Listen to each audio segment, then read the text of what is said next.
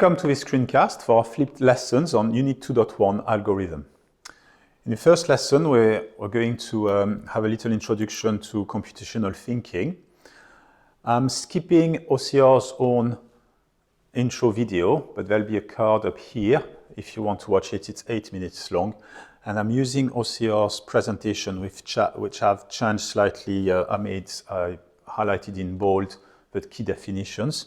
And there'll be a link in the description of the video if you want to access those resources on OCR's website.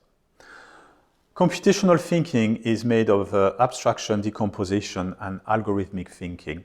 Now, these key skills are a little bit more abstract than what we've done so far, but they are very important if you carry on studying computer science, and there can be some questions in your exams about those.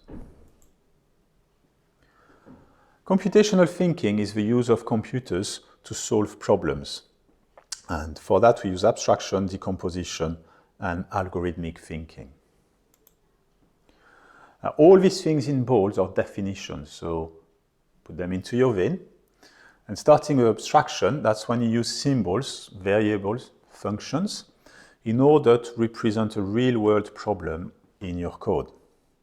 And one key thing here is that when you are abstracting a problem, you can also remove some elements which are not relevant for solving the problem using a computer. In the example of a game of chess, we are going to abstract the board as an array. So far, quite simple. Getting a bit harder now with the chess pieces. We need to know their colors, we need to know their position on the board. This is going to change, obviously, and we need to know how they can move across the board. That's going to be different depending on what kind of piece it is. Interestingly, we do not need to know their shapes and design.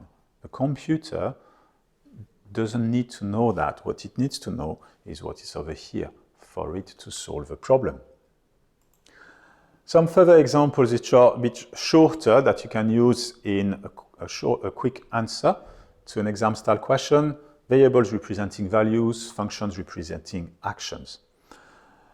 Other examples not to do with computer science, a map of a world, an abstraction of the world itself. Money, abstracting the value you put on a transaction.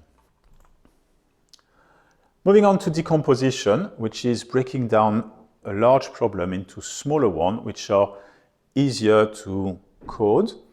And if they are independent of each other, you can share them amongst a team of coders.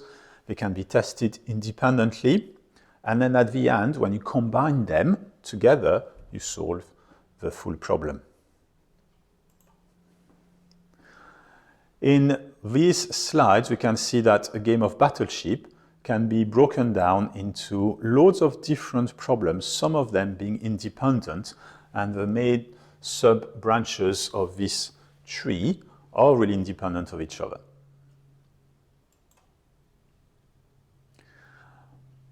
Once you've identified the steps in solving a problem, which is algorithmic thinking, you can use your list of steps in order to review if a problem has been solved, and also the effectiveness of your algorithm. Are there other programming techniques that could result in a program that runs faster on a computer for the same end result, the problem being solved? And in a later video, we will use pseudocode to represent our algorithm on a piece of paper, which you need to know for your exam. I look forward to seeing your work in our lessons.